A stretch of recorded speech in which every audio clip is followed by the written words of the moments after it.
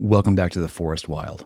Today, I'm talking about the pattern that makes researchers uncomfortable and witnesses nod their heads in agreement. These beings don't appear randomly. They choose who sees them. And if you've seen one, you already know. That choice revealed something about you that you might not have known yourself.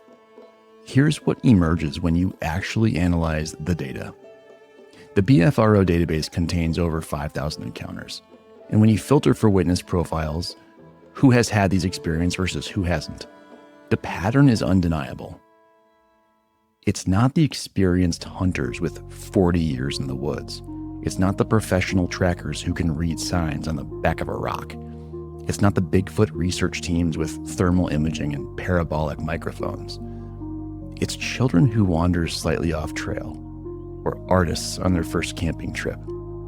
People whose marriages just ended, or those who are caring for dying parents. Maybe individuals who have had a near-death experience, or people in recovery. People who have survived trauma. The witnesses that traditional science dismisses as emotionally compromised or unreliable, those are the ones that are having consistent, clear encounters. That's not noise in the data, that is the data.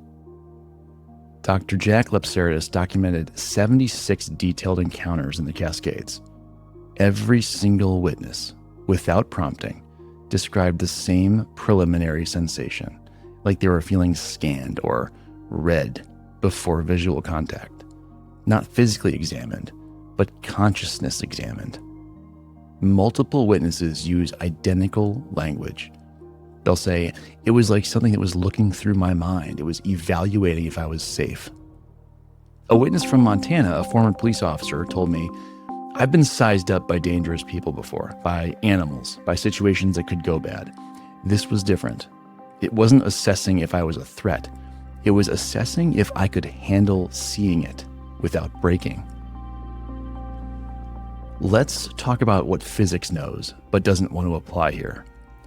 Everything vibrates. Every atom, every molecule, every cell, every thought. Consciousness itself operates on frequencies.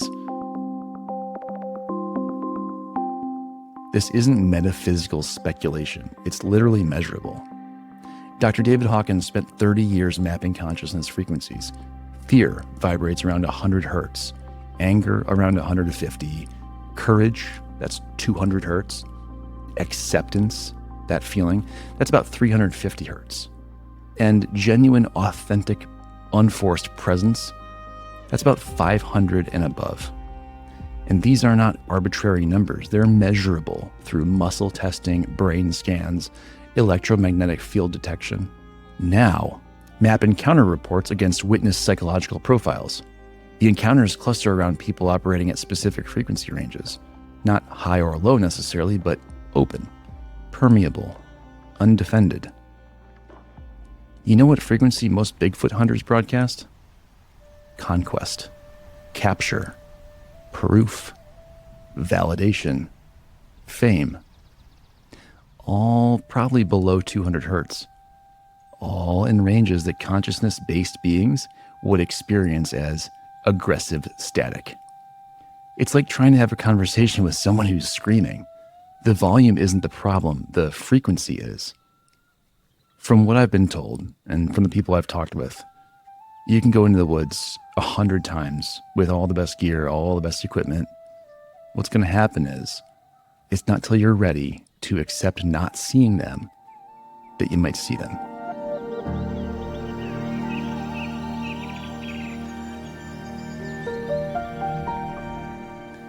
It seems like when we shift from being a predator of sorts to being vulnerable, from being closed to being open, it seems like that's when they know they can reveal themselves. There's something about grief itself that seems to create encounters, not sadness, but grief, the kind that cracks you open. I've documented a lot of cases, and many of those happen within about 6 months of a major loss. And I won't name them here, but you can just imagine. One witness from Oregon, a scientist, a skeptic her whole life, she described it perfectly when she said, "My husband died after 15 years together. I went hiking because I couldn't stand being in our empty house. And I wasn't looking for anything," she said. "I wasn't even really present. I was just raw. Every defense I'd ever built was gone. And that is when I saw it. This massive being, maybe 50 feet away." She said, "We looked at each other for what felt like forever, but it was probably 30 seconds. And the strangest part," she said, "was I wasn't afraid. It was like it recognized my grief, like it knew what loss felt like." And then she paused and she said, "I think it showed itself because I couldn't pretend anymore. I couldn't pretend I had reality figured out. I couldn't pretend I was separate from everything. The grief I was feeling dissolved all of that." That was really impactful. And I think this is why Indigenous people have consistent contact, while Western researchers don't. I think it's not about belief, but it's about consciousness technology. A Lakota elder explained it to me while I was interviewing her. She said, "Your people think ceremony is superstition, but drumming at specific rhythms shifts brainwaves. Fasting alters consciousness chemistry. Chanting synchronizes group frequency. We're not summoning anything. We're tuning ourselves to frequencies where these beings exist." The drum rhythms themselves, used in the Pacific Northwest ceremonies, about 4 to 7 beats per second. Theta range, the exact brainwave state where consciousness becomes permeable. The fasting protocols, they increase DMT production in the brain, the endogenous chemical that dissolves boundaries between self and other. The group ceremonies, they create coherent electromagnetic fields measurable by magnetometers. They're not praying to see Sasquatch, they're technically adjusting their consciousness to frequencies where interdimensional perception is possible.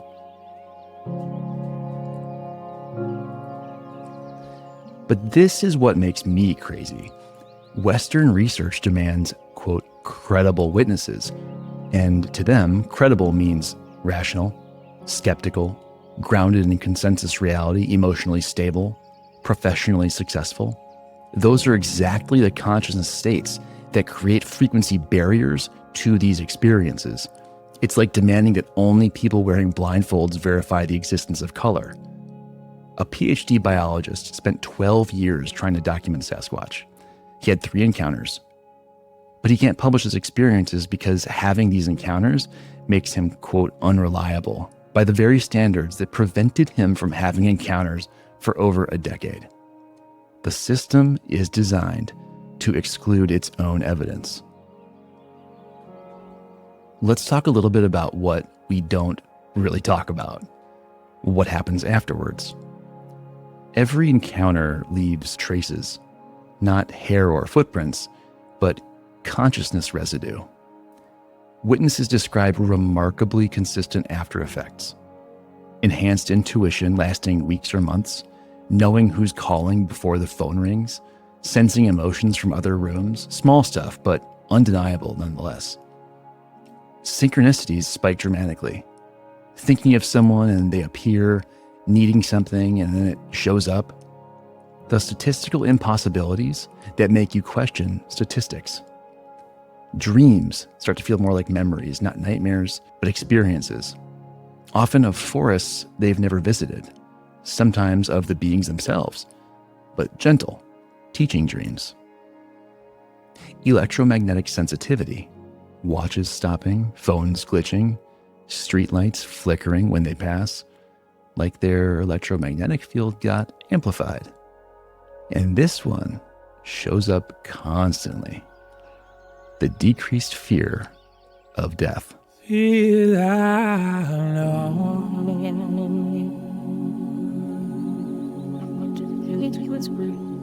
For I am with thee.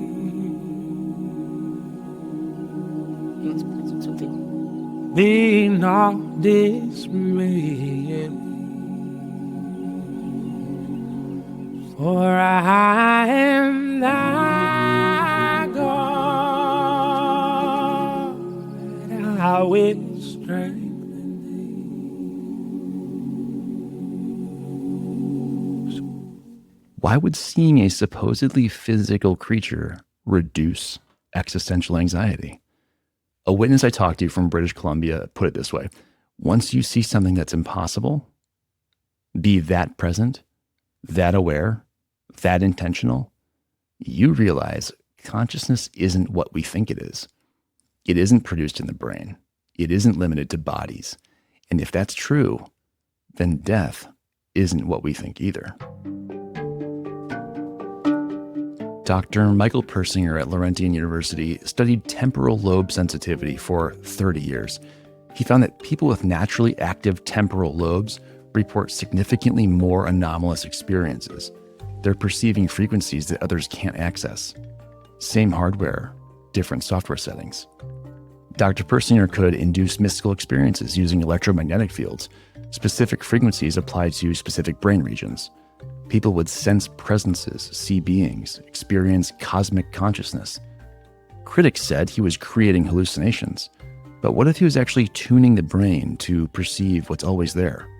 Like adjusting a radio to pick up stations that were broadcasting all along.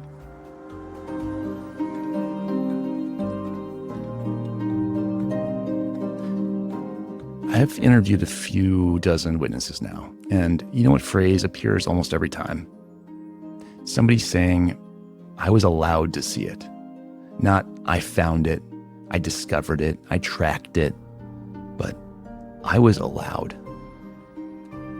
And I don't want to talk about me on here a whole lot, but when my younger sister unexpectedly passed away at 32, that's how I felt too.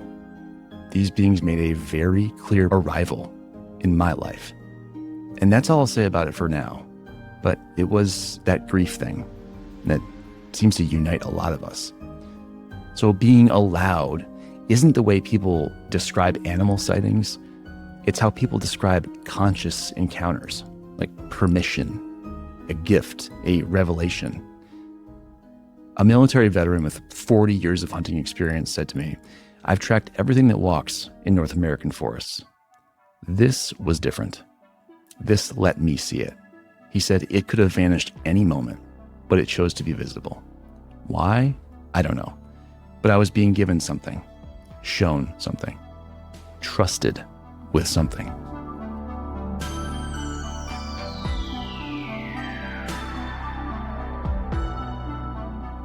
So from what I can tell, here's what I think actually facilitates encounters based on a lot of witness accounts. From what I can tell, it's a high permeability state. So a presence without an agenda, just being in the forest to be there. Grief or a major transition that's dissolved ego boundaries. Childhood innocence before we're taught what's impossible. A deep creative flow state where self-consciousness disappears. Post-trauma, when reality has already been shattered.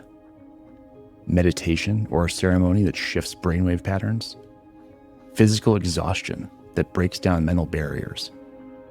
Plant medicine and near-death experiences that permanently alter perception. But here's what I think preclude experiences. Low permeability states like hunting or capturing mentality. I think that broadcasts like a predator frequency. The need for proof, the need for validation, creating a desperate energy. Skeptical armoring that literally creates electromagnetic resistance. Ego-driven research, where the goal is about the researcher, not about the being. A fear-based approach that broadcasts that threat frequency, that low scarcity. A commercial motivation, especially, this corrupts the field.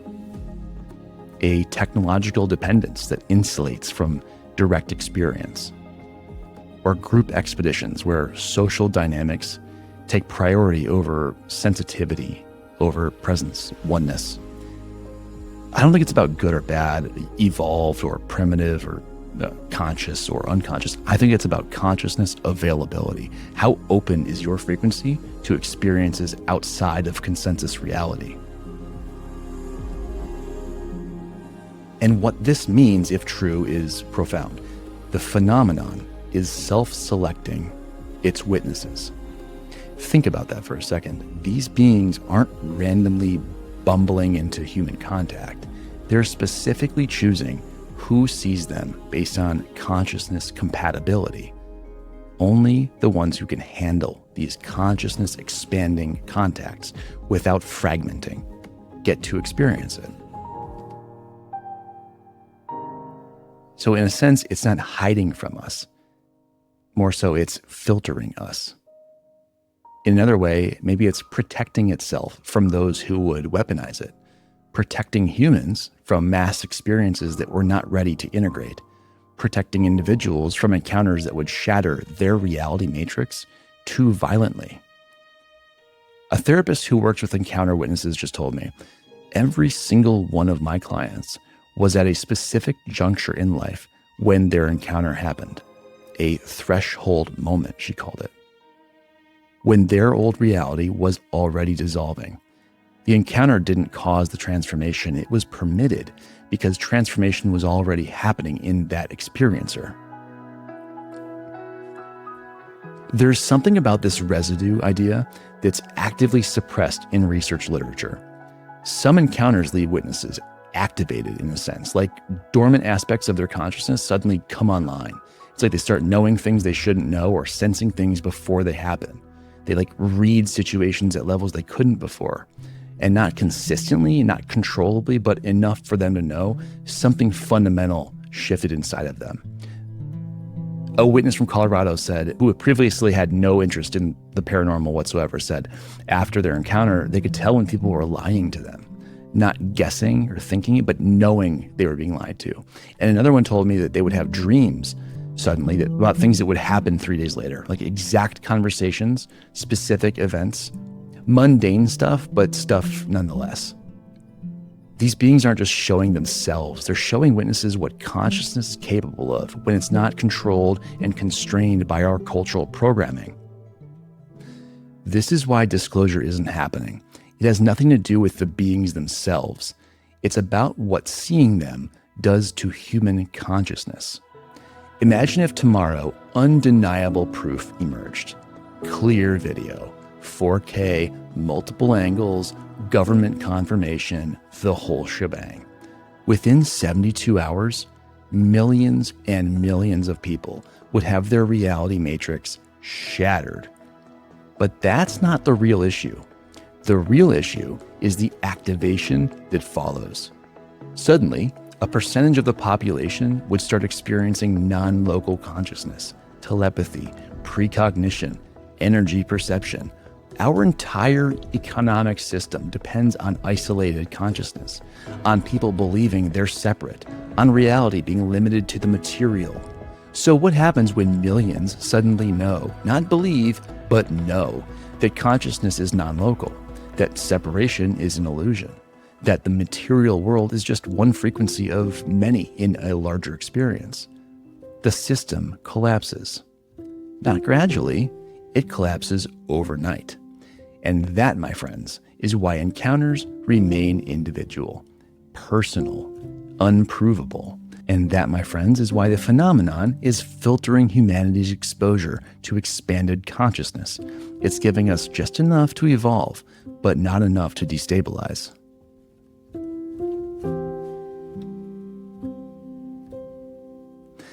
Every witness carries something afterwards. Not trauma, though some have that too, but burden. The burden of knowing reality isn't what everyone thinks it is. One witness told me perfectly, it's like living in a world where everyone insists the sky is green, and you've seen it's blue. You can pretend to agree, but you know. And that knowing isolates you even from people you love. They form informal networks, find each other, share experiences and whispers, not because they're secretive, but because they've learned that most people can't handle that truth. A witness in Alaska told me, I stopped talking about it after my own brother suggested I needed psychiatric help. Now I only share with other witnesses. We recognize each other somehow, like we're all carrying the same frequency signature from our encounters. And I agree with them. Here's what I think is really happening. These encounters are evolutionary pressure, not biological evolution, consciousness evolution. Every witness is like a probe into human readiness. Can this person handle expanded reality? Can they integrate the experience without fragmenting? Can they carry the knowledge without weaponizing it? The beings are testing our species one consciousness at a time. Those who pass the test, who can hold the experience without breaking, without exploiting, without commoditizing, without corrupting it, those people become bridges and anchor points for reality, one that requires more than material existence. We are clearly, in my opinion, being prepared for something. Not invasion, like the news wants you to think, not contact in the traditional sense, but integration. A gentle, gradual integration of human consciousness into something much larger. And this integration is being administered by beings that know a lot more about us than we know about ourselves. So if you want to see them, although want might already be the wrong frequency to do this, here's what witnesses suggest you try. Stop hunting. Start allowing. Stop proving. Start being. Stop recording. Start experiencing. Go to the forest without agenda. Sit with whatever you're really feeling. Grief, confusion, wonder, fear. Sit with those things without trying to change them. Let your frequency be as authentic as you can, rather than performed. And if you're not ready, if your consciousness isn't at that particular threshold, that's perfectly fine too. These experiences find you when you're ready to receive them. Not before, not after. Your encounter, if it comes, will arrive at the exact moment your consciousness can integrate it. The next episode will dive into what I call institutional blindness, why science structurally can't acknowledge what thousands and thousands of witnesses have experienced and continue to. Spoiler alert, it's not conspiracy, it's actually worse. It's paradigmatic impossibility. I'm Charlie. This is the Forest Wild. To those who have seen, your experience is real. Your activation is real. Your burden is real. To those still seeking, sometimes the most profound experiences come when we finally stop performing readiness and start actually being ready. Your frequency tells the forest everything it needs to know about whether you can handle the truth of what's walking through it. The question isn't whether they exist. The question is whether you're ready to exist in a reality where they do.